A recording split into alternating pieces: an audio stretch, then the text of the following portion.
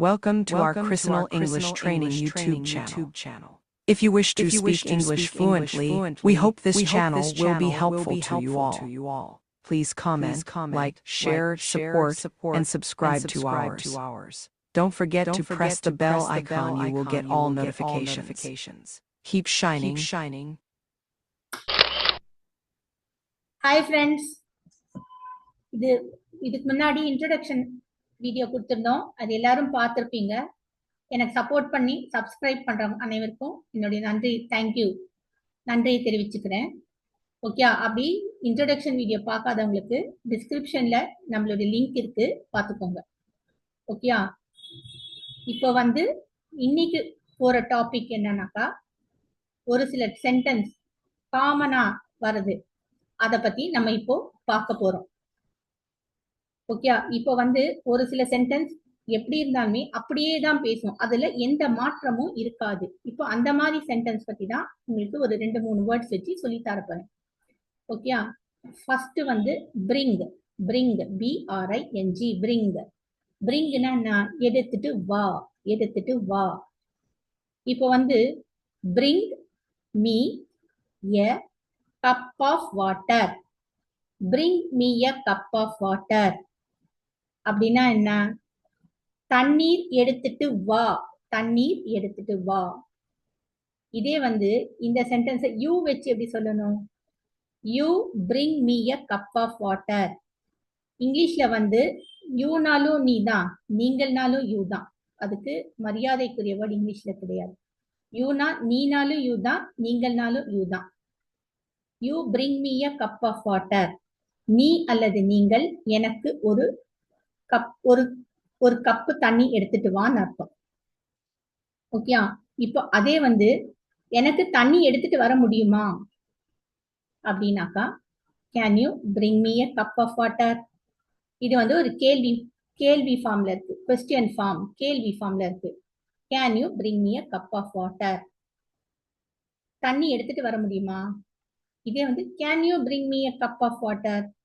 நீ எனக்கு ஒரு டம்ளர் தண்ணி எடுத்துட்டு வர முடியுமா? ஓகே, இப்போ இதே ஒரு ரிக்வெஸ்டா கேட்கணும்னா, please bring me a cup of water. நீ தயவுசெய்து ஒரு டம்ளர் தண்ணி எடுத்துட்டு வா. பாருங்க, ஒரே வேர்டு எவ்வளவு சென்டென்ஸ் வருது பாருங்க. இப்போ please can you bring me a cup of water, இது क्वेश्चन ரிக்வெஸ்ட் ஃபார்ம்ல இருக்கு. நீ தயவுசெய்து எனக்கு ஒரு கப் ஆஃப் தண்ணி எடுத்துட்டு வரியா? ஓகே, சோ இது எல்லாமே பிரிங் வச்சு இருக்குது. அடுத்து டேக். TAKE. டேக் எடுத்துக்கோ. எடுத்துக்கோ அப்படின்னாக்கா, டேக் யுவர் புக். உன்னுடைய புத்தகத்தை எடுத்துக்கோ. பாருங்க, பிரிங்னா எடுத்துட்டு வா, டேக்னா எடுத்துக்கோ. Take your book. அதே நீ உன்னுடைய புத்தகத்தை எடுத்துக்கோ. யூ டேக் யுவர் புக் அப்படின்னா நீ உன்னுடைய புத்தகத்தை எடுத்துக்கோ.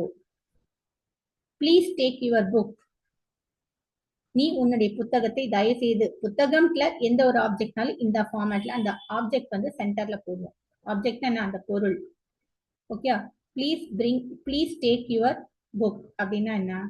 நீங்க உங்க புக்கை தயவுசெய்து எடுத்துக்கோங்க. Can you take your book. நீங்க உங்க புத்தகத்தை எடுத்துக்க முடியுமா? இதே ரிக்வெஸ்ட், அதே மாதிரி please can you take your book. Book மட்டும் இல்ல, பென் இருக்கலாம், இல்ல பென்சில் இருக்கலாம், இல்ல ட்ரெஸ் இருக்கலாம். எந்த இடத்துலயுமே அந்த புக்குன்ற இடத்துல அந்த பொருளை போட்டு நம்ம பேசுவோம். ஓகே, இப்போ அடுத்தது கிவ் மீ எ பென். பேனா, ஒரு பேனா குடு. Give me a pen. பேனா குடு. Okay, please give me a pen. கிவ்னா என்ன? குடு. Please give me a pen அப்படின்னா தயவு செய்து ஒரு பேனாவை குடு. Please can you give me a pen, இது கேள்வி ஃபார்ம். தயவு செய்து எனக்கு ஒரு பேனா தர முடியுமா அப்படின்னு கேட்கிறோம் இல்லையா?